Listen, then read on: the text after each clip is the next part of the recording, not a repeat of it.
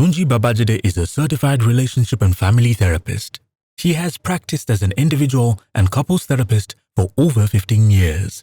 His experience comes with a depth of knowledge with years of working with people experiencing depression, anxiety, life transitions, self-worth issues, parenting coaching, and dysfunctional families, among other matters that may cause disturbance in one's life. He has several testimonies of how he has helped diagnose and treat emotional issues for individuals, couples, and families. He is known to have helped couples analyze their marital issues and provide actionable steps to resolve them. With the Global Harvest Church welcome, let's receive Dr. Tunji Babajide. I want to thank the church, the organizing committee for inviting me for this particular seminar. Marriage and parenting is a critical part of my passion. So I feel excited. I feel blessed to be here. I really appreciate Pastor Jude and his wonderful wife for the things they do and for what they represent. I want you to please take your writing materials, put away your phones. One of the challenges of virtual meetings is sometimes we get carried away with the fact that perhaps, maybe the speaker is not on ground or on site or something. But I want us to please pay attention. So 15 years ago, I started a research, and I know some of the things I will say might not be conventional, not that I'm looking for something nice to say, but a critical part of my work is research, and I'm going to roll out data, roll out research, and I'm sure it will be of tremendous blessing to you. So I believe that parenting is a necessary conversation that needs to have, because it's an area, an untouched area, that many people don't link it to nation building. Many people don't understand that the family is the production center of the society. Many people don't understand that. All right, so we don't embrace parenting seminar with the required energy that is needed. All right. So when I find forums like this, I don't just see it as a parenting seminar, I see it as a critical part of nation building. Many years ago, when Fela Dutoye started his campaign for presidency, and I saw how he talked about, a new nation. And I said to him, there can't be a new nation if there are the families. There are no new families, because the family is the production center of the society, and the society coming together is what makes the nation what it is. All right.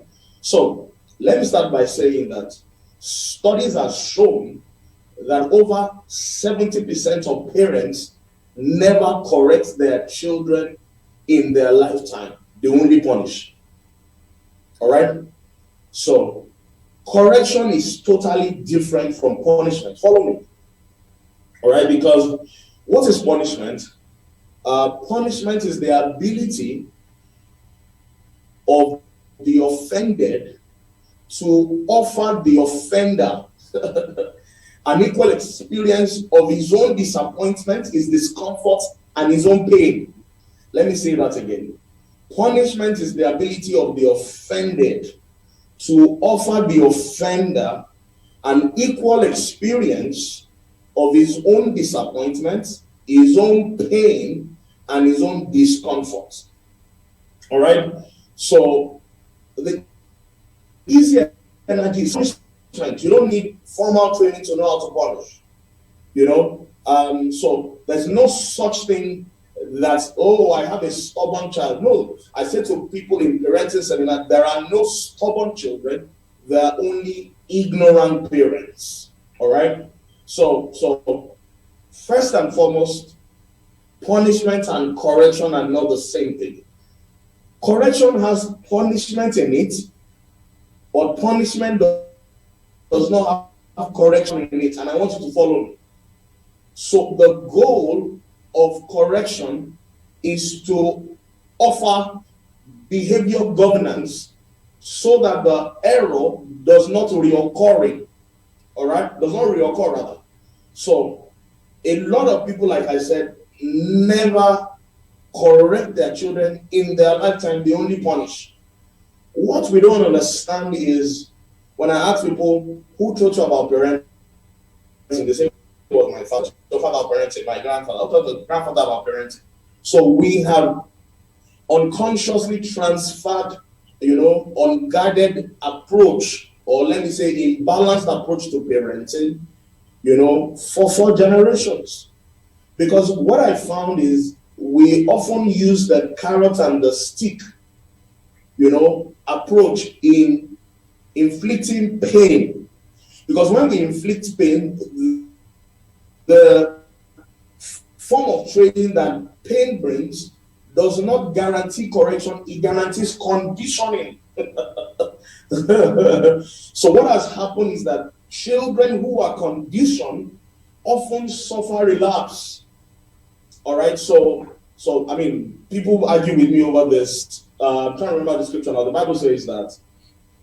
I can't remember that scripture. Okay, I'll put it in Proverbs. It says,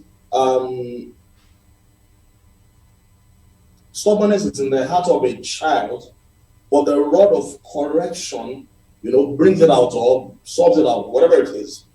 My question to a lot of parents is, why is it that we interpret that scripture by saying it has to be koboko? Where did we leave the scripture that says that thy rod and thy staff, they comfort me? So sometimes, that's what I meant by saying we have transferred generational beliefs, to think that when we interpret that scripture, the only thing that comes to mind is koboko. Because the word of God is also the rod. So a lot of times when I talk to parents, they're like, "Oh, my children are very submissive."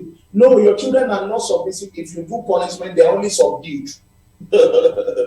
And when they are subdued because of your carrot and stick approach, when the parenting privilege you have expires, they will commit to, another form of behavior because they were not corrected, they were only punishment. So punishment only gives conditioning. Because sometimes when we say we discipline our children, we don't understand that we don't really discipline, we domesticate them. So let's say, okay, so, because, it's very simple. If you say we're a disciplined nation, why do we have, when you say discipline and cane going hand in hand, why do we have such a very indisciplined people in leadership? Why do we have indisciplined people everywhere? So their generation they even had more cane than we had. Because my dad told me how his own grandfather used to beat him.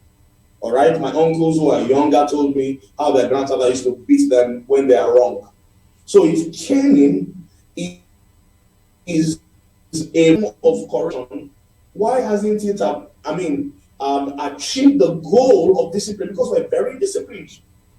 Okay, so when we don't understand that what punishment does is that it only regulates, and you see your regulation and your conditioning expires when your children or when they have access to independence, and they don't have to live by your rules. The fact is that punishment is not an asset. The ability to punish is not an asset. Any fool can punish. Correction has to be learned. Okay? Let me give you an example. Another thing that a lot of people don't know is that parents teach their children how to lie. Now, apart from the propensity of the human nature to lie, I'll give you a classic. So your son, you have 2 children, a son and your daughter. All right, you went out, the house of was with them, or perhaps the auntie was with them. Then you went out, and your son broke the mug, the very beautiful mug that he gave you at the wedding party. All right, and you came back from work and you said, "Who broke this mug?" Then the boy says, "Oh, Daddy, I'm the one that broke the mug." Then you twist the ear, you give a knock, and you leave. You express your displeasure. Valid. Then the next time, you got and not maybe a plate, a very precious plate. Then while he was trying to make conflict, he broke the plate, and they packed it and put it in dustbin. Then you found out 2 days after that a particular plate was broken. Then you come out again and say, who broke the plate? Then both of them say, it's not me, oh, it's not me, oh. Then you say, how can I break this plate now? Hey, out of your curiosity, maybe you got busy and you didn't even get to the end of it. After the house, all of them say it's not them.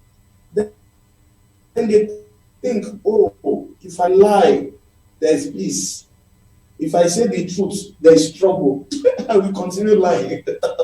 To thy thanks, O lying, thou shalt keep lying. All right, so what should have been done there is that when you want to correct, you must employ reasoning. All right? You must deploy reasoning. Because punishment doesn't engage reasoning. Okay? So let me also say this again. I'm going to hand that thought, I will unpack it. Part of my research also found that over 80% of parents don't punish their children for what is wrong. They punish them for what they don't like. Let that sink. In other words, what you don't like in your house is permitted in another person's house. So oftentimes we train our children for our house, not for the streets, not for the world. So what happened is that you have raised children who believe that the rules that you used to raise them was only applicable for what you don't like, not applicable for what the streets. All right, you see? And when children begin to conclude that now that I'm exposed to the world, these things, they didn't tell me, because there's no way you can tell people not to the truth of your teenage daughter. You can't say, don't toast her, she's just a teenager. No, with all the puberty signs written all over her. I hear you. But the reality is that people will attempt to toast her because she has puberty signs. So what you're saying in essence is that you have not taught her enough to know who to talk to and what to talk to. All right? So I need you to understand this profound statement, because a lot of times, one wrong thing that parents do that I also need to correct or to mention is the fact that we were raised in such a way that there was more attention on our output, much more than our efforts. And that's why Yahoo will not stop soon. That's why ritual killing will not stop soon. You know why? Because an average parent, I don't know how you were raised, but I remember when I failed my first WAEC, my father said to me that if I don't pass my second WAEC, I should not come back home. All right? So, even though the first WAEC that I failed, I burnt the midnight candle, to the best of my knowledge. I went to the library. I'm not a dullard, but along the line, I had teachers who didn't make the subject interesting. The particular exam I had, particular week I had exams, I failed here. So we made me feel some of those things. So what a lot of parents do is that we reward outcome, not efforts. And when you reward outcome and not effort, you will force your children to buy jam form and egg form. They will buy, what do they call it, Orito. You know why? Because you have unconsciously said to them that I'm not particular about your efforts. I'm only particular about your results. Right now, when you do that, what you have done is you have made them lose focus. Okay? Recently, I read in one of the guys was saying, particular, son of a top person, sister of Lagos, the son was taught with YX script, dance script, and all of that. So, what we have done is we have paid more attention on output more than effort. Okay? So that's why when you say I'm a disciplinarian, in Africa, what we mean by disciplinarian is someone that can shout and that can beat. And that's why when the children leave our homes, they begin to subscribe to another kind of life, because truly they were not disciplined, they were only conditioned. They were domesticated, they were really not submissive. they were subdued because we use the carrot and the stick approach. All right. So what's the right thing to do? So correction has to be negotiated on the platform of reasoning. Okay, because our culture is a culture of disorder, and you see, you must understand that this thing is sticking to our own private life, because your children are either victims of your example or they are beneficiaries of your example. All right, so the question I always ask parents is, I hope you know your children are doing apprenticeship. So every child is an apprentice. The question is, what are you teaching them consciously? What are you teaching them unconsciously? What are you teaching them subconsciously? Okay? Because the question is not how do we raise godly children? The question is, who do I need to become to raise godly children? Because that will determine how you protect your legacy and define your freedom. All right? So that question is important. Who do I need to become to raise godly children? You see, because Pastor Jude, parenting education is critical to protecting our legacy. Okay? So, and you see, there's no institution where parenting is being taught. Okay? No child applied to come to this world. No, none of them did. We just decided to pleasure ourselves at a level and procreate. So the onus lies on us to create an enabling environment as primary caregivers for them to thrive. All right. So two things you need to know is that you must know that your commitment to raising them is supreme. No institution can raise your children for you. You must also understand the protocol of the commitment that will deliver the outcomes that you want. You know what I found out, Pastor Jude, is a lot of people want to make egusi. They now put zobo inside the pot. They put water. They now put prayer and say, the internet is already wrong. So we're trying to correct.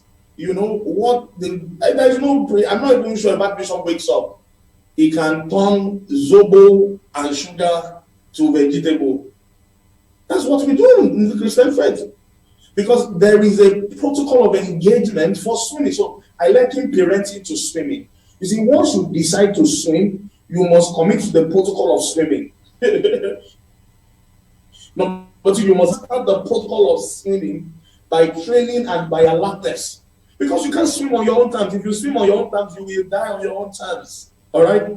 So the question is, what is the protocol of these commitments that we have, put on ourselves as parents? Because the role that we have to play in our children is critical to their outcome. We can't deploy punishment and deploy prayer, and we keep saying we want to raise godly children. No, it's very sad, Pastor Jude. We don't have, some of us that God has helped us a bit, we don't have a curriculum, or we've not been able to sit down to put together a template of how to raise godly children. Okay? Because you see, children don't hear what you say. They hear the sound of what you do. Think in parenting. When we're saying the right thing, we forget that how we say it is more important than what we're about to say. So words, imagery must align. So I give you a classic. My last session I was making that illustration, and the woman was just setting me up just before I came up. So last year, just after COVID, a woman and her 2 children came to my office, and the woman said, I need you to do a session for my son. He bullies the sister. The boy, shouts on the sister, and I don't like it. I said, correct him. How do you say it? She spoke I said, I said, stop shouting on your sister. Stop shouting on your sister. Physician, heal thyself. The drug she wants to serve, she badly needs to first take it. All right? So I told the kids to go out. So I said, those children don't have a problem. You are the one that have a problem. Because the boy is not saying what's saying.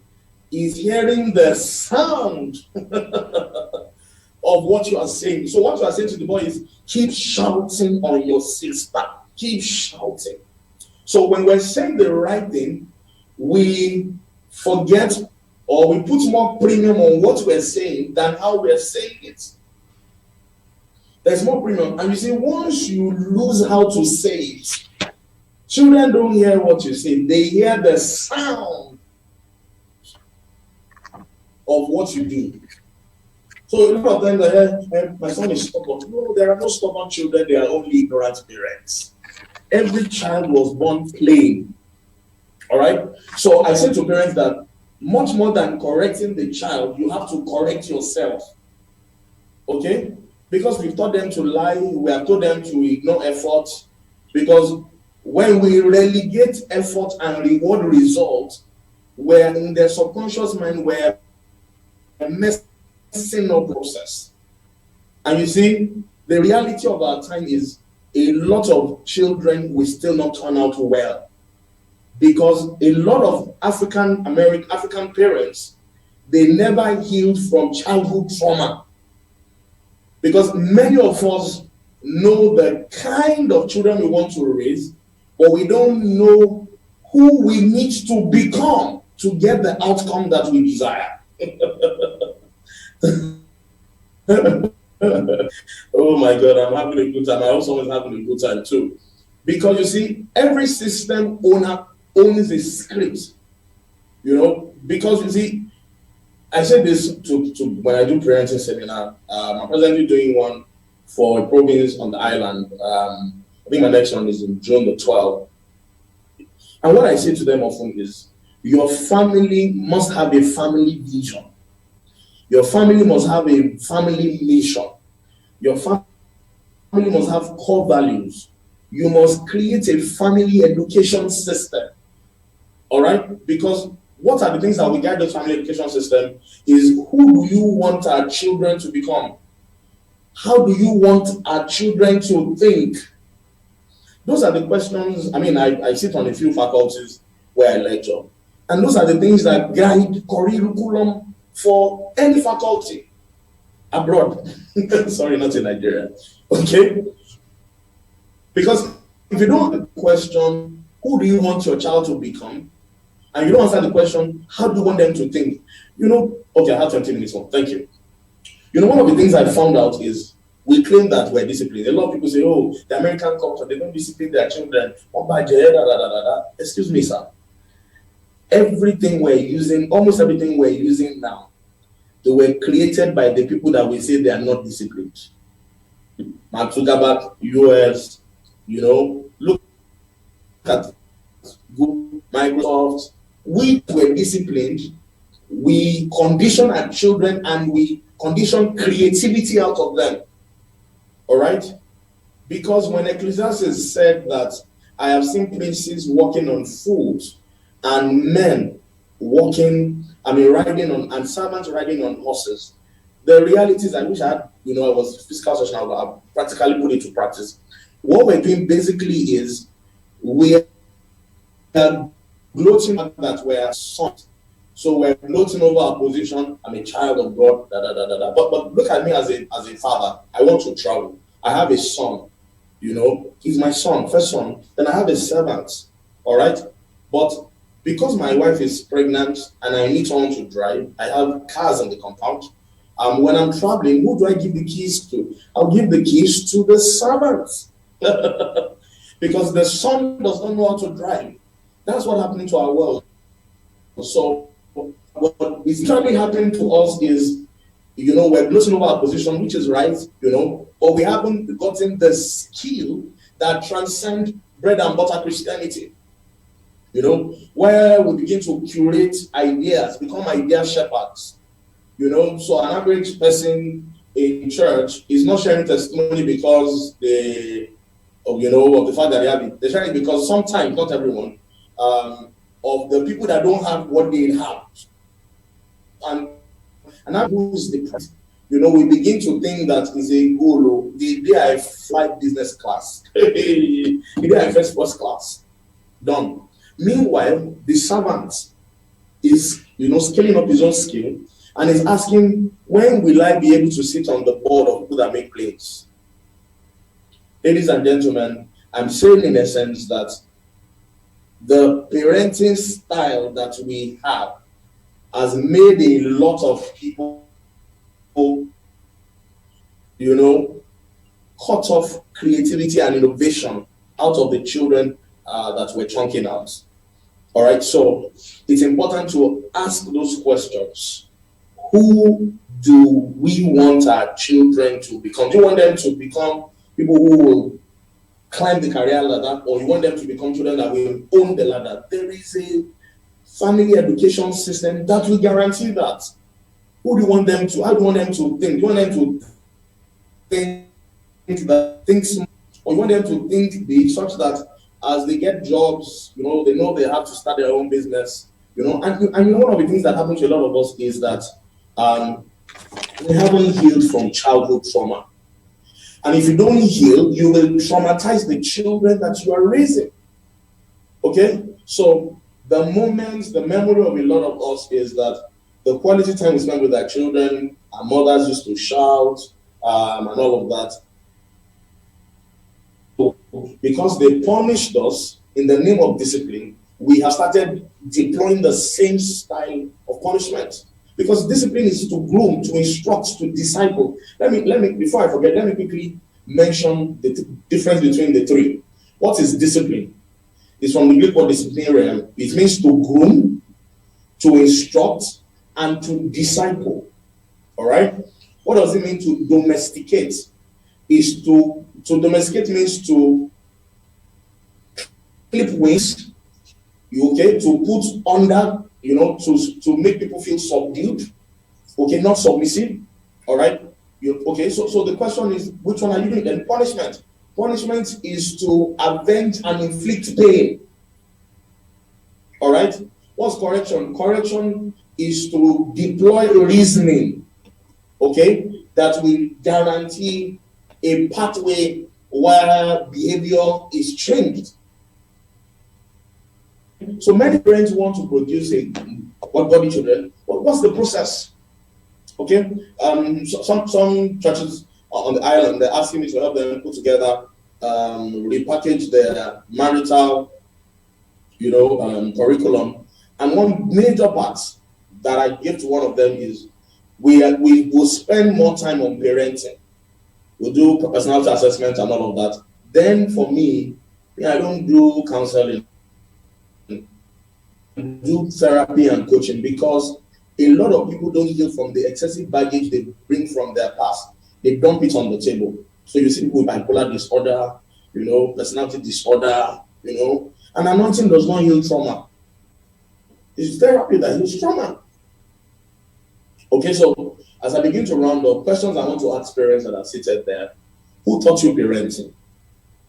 I want you to ask that question. What pattern did you see in your parent that you are seeing in yourself? All right. So number 2 question. What's the report card of the culture that taught you parenting? Has any of your brothers, sisters, uncle become aeroplanes? Become pilots? What is the pattern? Number 3. Are you parenting a new generation with old parenting scripts? Because you can't parent the 21st century children with the 18th century mindset and approach. No, everyone has a good intention, but nobody is a product of intention. We're all products of approach. Number 4, in what culture or 5 were you taught? What culture? If you are Yoruba, you're taught in Yoruba culture. If you're Igbo, you're taught in, Igbo culture. Why is that necessary? So that you can begin to question patterns and question history. Because the future is about intentionally scripting your children. Also, we need new rules so that we don't replicate the old approach.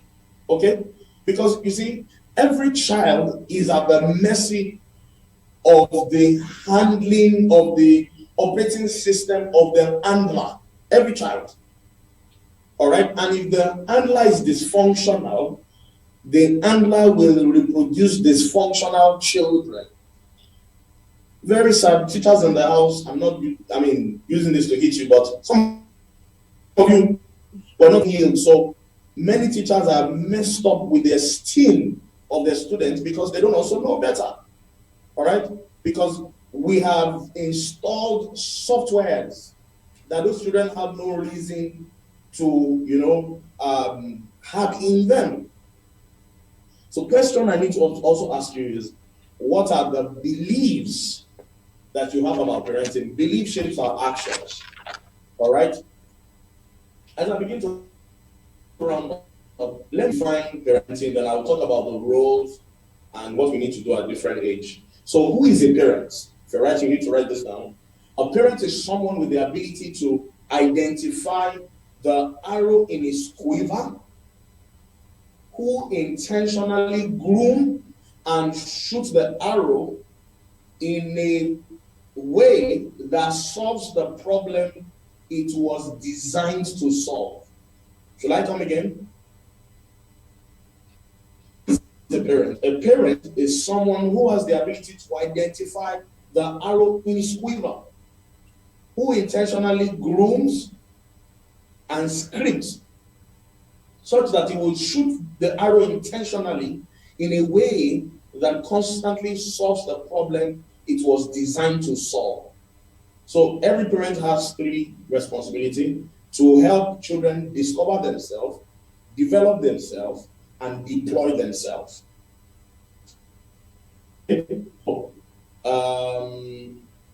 So I found out that the old rule is sabotaging the new child. So change must come from dialogue for children, in this, especially when they begin to go older. And I'm going to mention that before I close now. Change must begin to come from dialogue much more than confrontation. Because, write this down, every misbehavior in a child is either a lack of remembrance of self or a forgetfulness of self. Right? All right? So, also it's important that parents have an alignment charter, because I see parents, they say, no, don't sit on the couch, sit on the couch. If there's no alignment charter, you mess up with the mind of the kids. So another question you need to ask is, what virus exists in your own genealogy that must never be passed on to the next generation? Don't forget I said earlier, you must ask yourself, who do I need to be to really kind of go children that are shaking? All right. So we need aggressive parenting education. We must become more intentional to script our children in a way that will guarantee the outcome. The last thing I'm going to give for free is, so there are roles and age brackets. From age 0 to 3, parents must scout for the gifts. Age 0 to 3. Age 4 to 6, you must model the values that you hold on, okay, by your words and your imagery. Then age 7 to 9, you must instruct them. You move to being an instructor. Age 10 to 12, you must now be their friend, because that's the point where they're beginning to be aware. That's when they want to have a phone, hide secret. Once you are not their friend, they will find a friend outside and they begin to confide in them. Then age 13 to 18, you must be their coach. All right? So every parent must discover, because you can't keep forcing shutting down their throat. Their reasoning must be engaged. And you begin to say, okay, so what do you think you need to do about this? Daddy, I think I need to. All right? Then finally, age 19, you must be there, you must chair them, and you must be there to advise them. All right? Because the lifespan of parenting is from age 0 to 19. Thank you so very much. I hope I've been a blessing to someone this afternoon. Pastor Jude, I'm done. Thank you so much. A round of applause for our facilitator. Thank you so much, sir. I have a question, though. So I was engaging with one of the parents, and I can't hear you. oh, okay. Oh, okay. While we wait for media, I just want to encourage parents that I noticed quite enough. Some of us were not taking notes, and he talked about education. So I would like to implore us. I can assure you, like from the media department, this will be available on our social media. Media, am I giving correct information? Yes, this will be available on our social media. So please follow us on all our social media channels, YouTube and Facebook, so that you can access everything that we've just learned today. Knowledge is not just acquiring information. It's much more about application. So it's not just enough to write notes. I can hear now. Oh, okay, you can hear now. Okay, so I was just saying, I was just encouraging us that we go back to this slide. So I said that I was interacting with one of the parents, and she said that she doesn't agree with what you said, that it's not about an ignorant, it's about being an ignorant parent, that there's no stubborn child, that is about being an ignorant parent. So my question is, when we have a situation that has gotten to that point that this child is a stubborn child and things are out of hand already, what can the parent do? Because it has just gotten to a confrontational stage. The parent feels, you are too stubborn. The child feels, my mother or my father is not hearing me. How can both people hear what they're saying to themselves? Should I come again? Okay, so yeah. So I mean, I hear this a lot in my different parenting seminars. You see, because we need to start the conversation from the mindset that every child was born plain. I'm looking for a plain sheet of paper now. I wish I can have one. So this is how every child is born. Every child is born like this. So our inaction or our action and inaction, our unguardedness, our all of whatever it is, the environment we create, the significant emotional experience they have, then we begin to get, so someone's giving me a sheet of paper already. So this is how every child is born. So lifestyle, different things begin to script on the child. All right. So there are no stubborn children. It's either, don't forget that I mentioned how to, there is what to do at different age. Maybe you were instructing at age 0 to 3 instead of scouting. And all of that those 5 things I mentioned, 6 I mentioned, is another symposium discussion. So because sometimes we not ask ourselves, who do we need to become to have the godly children that we desire? So what happens most time is we have given, maybe you're in a community, it might not even be direct influence of you. It might just be him observing something. It might be that he's reacting to something, but you are the primary caregiver. There are secondary caregivers, aunties and uncles, teachers. As primary caregivers, the onus lies on you to create an environment where you censor what they hear, who they have access to. All right? So there are several things unconsciously that you are doing that you are very quiet. We don't do this in our house. But the reality is stubbornness might be a reaction to something. And you see, it's not about passing the buck or the blame. It's about sometimes you even, if it's stubborn, you've also even lost the right, to continue with your approach. There's something wrong with your parenting approach. Sadly, you will need to get a third party, a professional who will be able to analyze it. Okay. One of the staff that was working on me, something happened to her in the course of the week. She's a single mother. The son wasn't talking to her. The son wasn't eating. So I said, give the phone to your son. Then I spoke to the son for 15 minutes. Then he said, I asked him, what will you eat? He said, rice. And for the first time that was Wednesday or Thursday, the guy started eating well. So the mother was asking me, so what did I tell her? I said, the reality is that you have totally lost your son. Because the boy said, my mom is always shouting on me. I don't even like my mommy. I don't even know any smoking like this. She's shouting on me. I just said I've not talked to anybody again. So you can't afford to pass the buck. That's your report card, sadly. All right? and I don't want us to bore every other person in the room with that. But denying, so are you trying to say that ignorance is in your DNA? That someone else is in your DNA and not give back to you? No. It's action or inactions that turn out to. So if I sit down with you now, if I do 15 minutes with your son, I will tell you what the problem is. Thank you very much. So I hear that question a lot. Okay, so before we release you, yes, before we release you, so I deal with parents sometimes, and you mentioned when you were talking during your session that some parents are traumatized already, and that they need a therapist. Is there like a short approach now before you can get to a therapist? Because some people don't believe in therapists. Some people cannot afford a therapist. So is there like a short approach now that you are going to give just for free, that what can a traumatized parent, like, are there also triggers that somebody that is traumatized would need to know? Because sometimes you don't know that you are traumatized. So as a parent, you don't know that you're traumatized, and you are replicating cycles of some things that have happened during your growing up days. So I just want you to speak on quickly, what are some of things that can be like, okay, these are things for you to know that you've been traumatized as a parent and you're repeating cycles. That's one. The second question is, what can you do to help yourself? Okay, thank you for the very intelligent questions. First and foremost, you must hold this particular conversation with curiosity. Patterns to know what are your triggers. So I need you to write this down.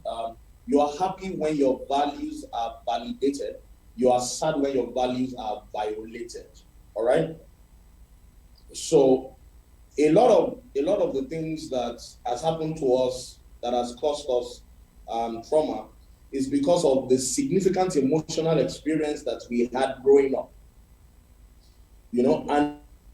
And it starts. So what are the symptoms?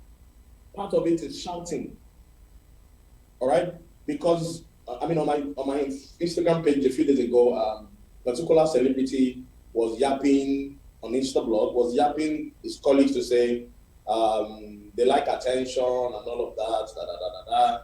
And I wrote on that and I said the reality is, people who have, we call it historic personality disorder, HPD, people who never had enough affirmation when they were growing up. They seek excessive attention when they are adults. So that's one of the disorder, all right? Maybe for this forum, if there is a WhatsApp group for the forum, I can deploy a questionnaire to help you know, your bespoke significant emotional experience that got, ushered and hugged you with childhood trauma, so that will help. Then now maybe just give tips, because if I'm careful to not generalize the tips, because I know that about maybe 100 people there, if they're all traumatized by adventure, they all have different pathways. So if I mention one, I don't want one person to hold on to what is for Mr. A to begin to run with it. So I will ask Pastor Julie, I could just do that virtually, deploy that, share a few nuggets about it. So you know your symptoms, then you know what you can do, even if you can't afford to see a therapist. And if Global Harvest Agony would make us have a good therapy for parents, we can have a conversation around that. But I'm very careful about absolutes. Thank you very much, sir. Can we give a round of applause to him? Thank you so much. We've learned a lot today, a lot. And it's very, very important that we apply what we have learned. That's what is going to make all of the hours that we've spent since morning worthwhile. We said that we want to do things differently from the generation ahead of us. So please, I employ each and every one of us. The videos will be available online. So please, let's take advantage of this. And I want to say a big thank you to the Junior Church. Thank you for putting this together. We really appreciate you. And thank you so much, sir. We appreciate you. And before we let our facilitator go, do we have any questions in the house? Any question? We have the opportunity to take one question. One more question? Okay. Okay, yes, one quick question. Yes, please. Please come forward. Yeah.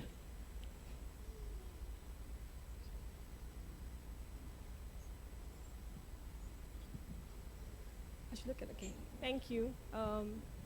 Okay, thank you very much. I'm Dr. Odunayo Laito. I'm a mother to a toddler.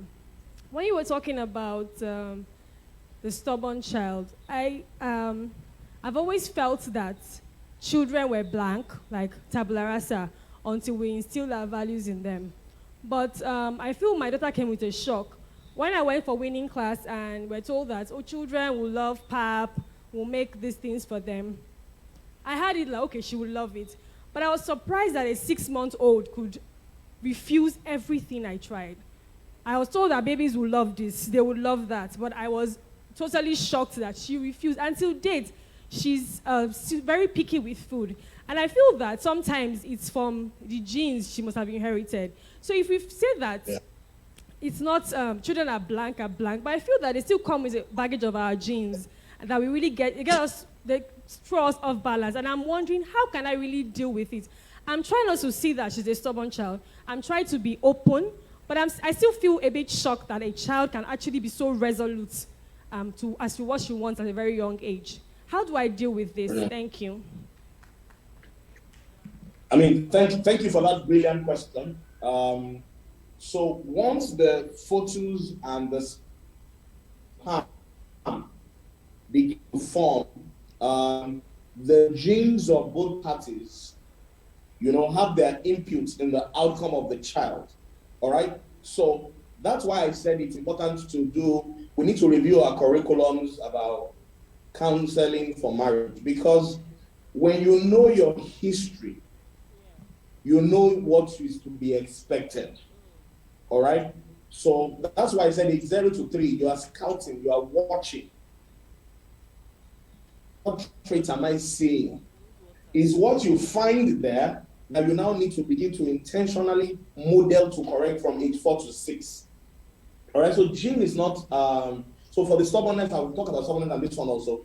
Yeah, the gene is there, but if you didn't see that, in your husband before you got married and you saw it in your son, then it calls for, apart from that, it calls from you now being yourself, okay, if we found this in the genes and it's expressive, in the particular son or daughter, then the question is, what do I need to do? Don't forget I made a misstatement. Who do I need to become to have that outcome that is, required?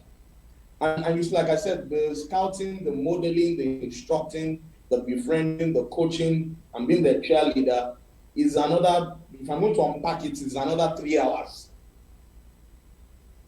Because there are things to do when you are outing. There are things to do when you are modeling. There are things to do when you are befriending. All right? There are things to do when you are coaching. There are things to do when you are cheering them, and leading them on their own path. So yes, we won't negate that, but it makes, maybe that gives it an helicopter view, or it gives it an holistic approach. Genes could be there, but it's the onus still lies on you to be that observant and now know what to do to model what will correct that gene. I don't know if you get what I'm saying. Thank you very much, Dr. Tunji Babajide. Can we give him a round of applause? Thank you for your time. Our time is fast spent, so we won't be able to take any more questions. I just want to say thank you to everybody that showed up today. This program was brought together by the Fuse Church and the Junior Church, and we have a special message from the Fuse Church, so I'll call on Mommy. Oh! Thank you very much. Once again, good afternoon, everyone. It's a pity we won't be having the breakout session. I actually wanted us to have that, because I have some teenage parents here that I believe they have quite a number of questions they have for the church, they have for their Fuse Church ministers. But I will just mention a few, and I would actually love to also add, for those of us having children in the children's church, that we've all heard quite a lot this afternoon, so I won't want to take too much of our time. But I want us to have it even as we're leaving here this afternoon, that Right now, with what we have going on all around us, parenting is intentional now. You have to be purposeful about it. We'll have to make sure that that Malachi 2:15 keeps ringing. We are to produce godly seeds, godly descendants, godly children. And, having said that, we're not just going to wake up, when we realize that, oh, I have a teenage child on my hands, and so what do I do? It's actually a time to start early. Like we all keep saying, and women with pregnancies, they know. You start talking to that child right from the womb. So you're not going to have that child, and all you do later is, okay, I have the child now, let me relax. So for the Fuse Church, for the Children's Church, we want you to be intentional. We want you to put more as parents into the lives of those children. We are all Christians. We don't want to bring forth unbelievers. And like somebody told us at one of our meetings, which I see in my school too, you're having a Muslim child when it's time for Ramadan or whatever, you will see them, they fast, no matter the age.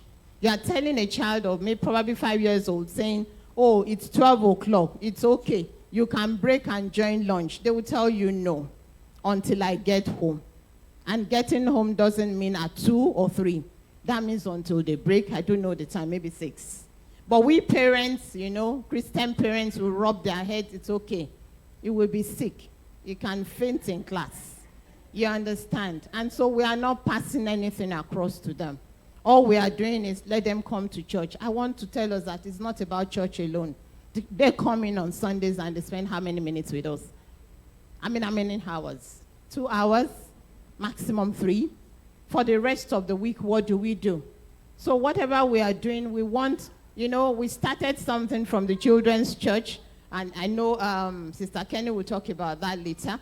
And that's the feedback forms or something, home feedback, what we've done in church for you to look through and go through with the children in the course of the week.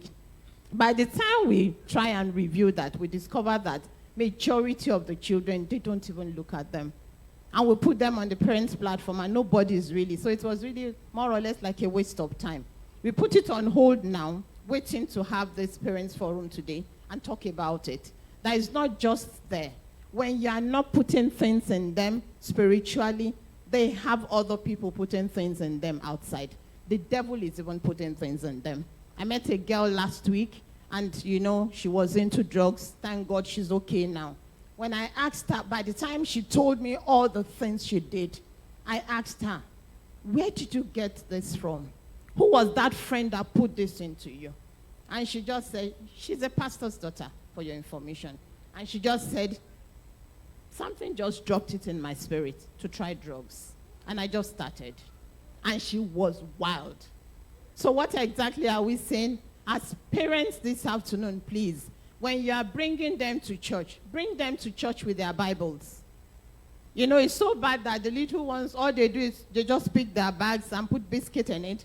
Sometimes they don't even bring anything, and I'll ask them, are you going for a party or something? So as little, like, I think it was Dr. Ikine. So at the time when they can read, start putting Bibles in their bags. Put a notebook there. Sometimes we give notebooks. Sometimes it's, I think, okay, we'll bring notebooks, and we now started buying biros for them to use in class. So let me talk to the teenage parents. Let's not wait until they are 13. And you are now wondering, how do I handle them? It's so discouraging when you see parents, bringing their children late to church on a Sunday. Teenage church will start as early as when they start here, 8 o'clock. But most times we just see workers' children, pastors' children, they come for first service. I think lately we've been having some teenagers from outside to join the class. And you see some walking in for first service at 9 o'clock, an hour after. Sometimes it's even when they're about saying the grace. And they will still go home and they won't say for second service. And for those coming for second service at 9:45, thereabout, you see them coming in at past 11. You know what is going on here is what parents will do that we also introduce into them. And later we now start complaining. He doesn't listen again. Oh, he's joining bad group. Oh. Can we please try as much as possible and make sure they come in early? Let them, they don't get to school late, except if they've been getting to school late. those in secondary school. They beat some of them. So please, if they cannot get late to school, why would they be getting to church late? So let's try as much as possible. Let them understand we're Christians and this is what we do. You understand? And let's not leave it to church alone. When they get home, even for teenagers, don't think they know it all. That's why they're still under your roof and you're still parenting them. I heard it's still age 19. For me, it's a lifetime, assignment, because you do it all the time. So even when they get home, ask them. Maybe they are cooking as a mother. Oh, so how was church this morning? Oh, who was the preacher? Or who led your class? What was the discussion? Just try and look for discussions on that. And based on that, in the course of the week, you can work on that. And also, I want to say that we stopped tabs in their classes. I'm just reporting what they do in Fuse Church. I believe Brother Emmanuel would have been able to do this better. But I'm picking a few points. We had to stop the tabs because they came in and they're doing something else on their tabs on their phones. So you don't get a teenager, in case, they're asking, they are supposed to come with their Bibles and their notebooks now. And that's what we do. And can we put our hands together for the Fuse Church teachers? They're actually doing a wonderful work. They have mentors, people following them. So in case you see a guy calling your son all the time, it's also very important for us to also check who that guy is. Not just a random guy. And whoever the guy is or the brother in church is, can you get to the Fuse Church to know and find out, oh, did you assign so brother to my child? Because it's very important. So that when you have a random guy calling them, you'll be able to differentiate between a brother from church who is a Fuse Church teacher and just any random teacher. And lastly, I just want to leave this with us. For teenage parents, love them more. Be in their spaces. Love them more, show them more love.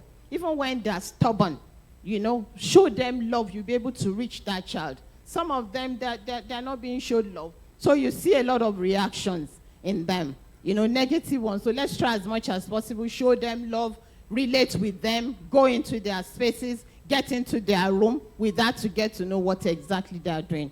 God will continue to help us. I leave you with Proverbs 22 verse 6, and it says, I'm using the NLT, it says, direct your children onto the right path, and when they are older, they will not leave it. Praise the Lord. Thank you so much, Mommy. I'm going to call on the head of Sister Kenny. All right. Good afternoon, everybody. Thank you for being patient. We are grateful. We know we're taking so much of your Saturday, but I think this is better. I'd rather be here than attend our own Wambe or any other thing. So this is a time well spent, and I'm sure you will agree with me.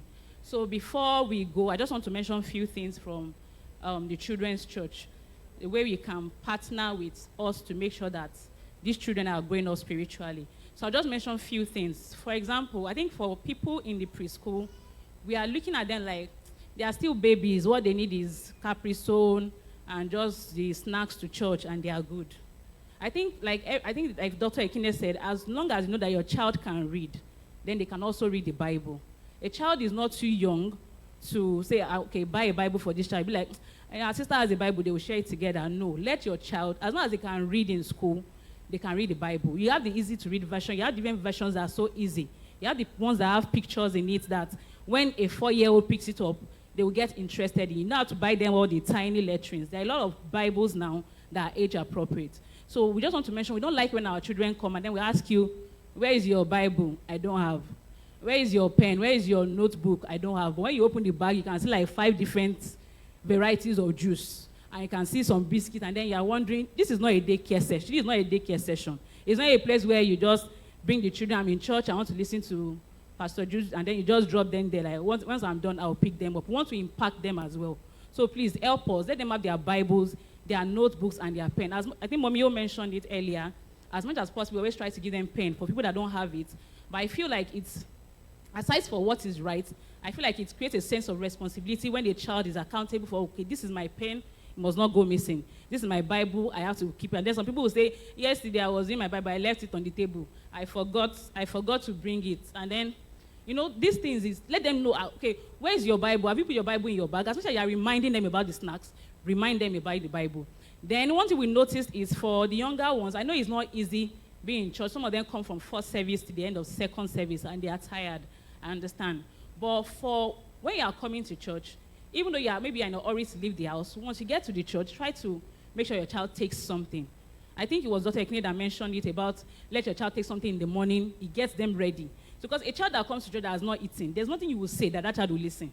Probably they are grumbling or they're telling you, I'm feeling sleepy, I want to do this. So please, if it's just cereal or something light or even a toast, put in their bag, let them have it.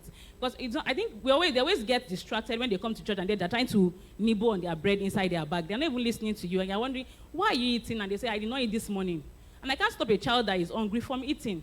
So please help us. Give them something before they leave the house. No matter how early you have to leave, give them something. Even if it's just tea, let them have it. So at least for the first service, their concentration is nothing is messing with their concentration. They are fine. And you know that, okay, when there's the break between the first service and the second service, they can have whatever they want to have. So then, also, offering. Please, I remember in those days, I don't know about now, even if it's 5 naira, I always take something to church. It's not about the amount. It's about what we are inculcating in these children. You have to bring your offering to church. A child that gives offering when they are small, they will remember that when they get to school, I have to have my offering. Even if it's just 20 naira, it's not until it's 200 naira or it's 500 naira that the offering is okay. So whatever you have, please give it to them. You're letting them know that your Sunday is not complete without you dropping this. So because we notice some children will come, where's your offering? I don't have. But you see them buying puff-puff. This time, my mom said I should use the money to buy puff-puff. So please, when you are giving them money for puff-puff, give them money for offering. Then I think I need to mention this. About sometimes like 2 months ago, we started, I don't know if it was in January, we started the Children's Church take-home page, which is to let you know what the child is learning in church every Sunday. Now, when we started it, the following Sunday we asked you, okay, how was your assignment? Did you do it? And then they are looking at you like, what are you talking about? So obviously, parents, you have not been using our take-home page. So the take-home page is go through it. Okay, this is what you was taught. Ask the child. I can say from this is what you were taught today. What's your memory verse? What did your teacher talk about? Even that way, you will know that maybe you are teaching your children nonsense. You'll be able to come to us and say, you told them there are 20 commandments in the Bible. These things, we can't know everything. But when you partner with us, we are able to help you raise your child well spiritually. God is the ultimate teacher. He's the one that will perfect them. He gave them to us, so his lives are in their hands. But somehow, let's do our part. But in doing our own part, we would love for you to partner with us. And we don't want to fight with you. Anytime you see maybe a parent come, you think you have done something, calmly let us know. So parents come and you know that this person is ready to fight. So we are always ready to listen. It's like we all have children too. So everybody wants the best for their child, and it's the same way in the junior church. We want the best for your child. So if you think that there's something we have done that you feel is not okay, let us know, and we promise to do better. So lastly, I want to say this. There's no child that, now we have children that you can't it's not enough to tell them don't do that. You have to tell them why. For my child, okay, there was time she was watching a movie, and I was like, this lad, don't watch that. And she was like, why? So I can't just tell her you can't watch it because it's bad. When I'm not there, she will watch it. She needs a reason why, even if I'm not there, she shouldn't. So as parents, I think we always focus on, don't do this because it's not good. We don't attach it to the Bible. So I told her that, can you see what is in this movie? Do you think God will be happy with you if you watch this? I'm going to leave the decision to you. What do you think? So I think a few weeks later, her sister was watching something and she was asking her, Zoe, do you think God will be happy with you? I didn't have to say anything. Because if I just told her, don't watch that, and she asked me, I've said it because I said this, don't watch it. Then she'll be like, okay, once mommy is not there, it's okay for me to watch it. So let them have a reason that you know, that biblical reason why you know, God, you're a child of God. God will not be happy with you if you are doing this. We can't be authoritative all the time. These children, they have a mind of their own. You can give your own views. They have what they want to do in their head. But with God on our side, and I know with intentional parenting on our part, we'll be able to do our very best. So thank you once again for coming. God bless you. Thank you. A round of applause for the junior church and the Fuse Church teachers. What is your why? So you have to know your why. And I'm going to reiterate again that all of this is going to be available. So please, let's go back to it and look at it again and digest it and apply it. not just year. Has it been a good use of your time? I can't hear you, please. Has it been a good use of your time? So please, can we give a better round of applause to the teachers? Thank you very much. Thank you very much. I pray that our labor over our children will not be a waste of time, and the Lord will continue to reward us and give us specific ways to be able to take care of our children and to be the first minister in their life. Thank you very much, everyone. Engage has been a success because you were here, and we appreciate you, and we say thank you. If we call you again, will you come again? All right. Thank you, everyone, and bye-bye.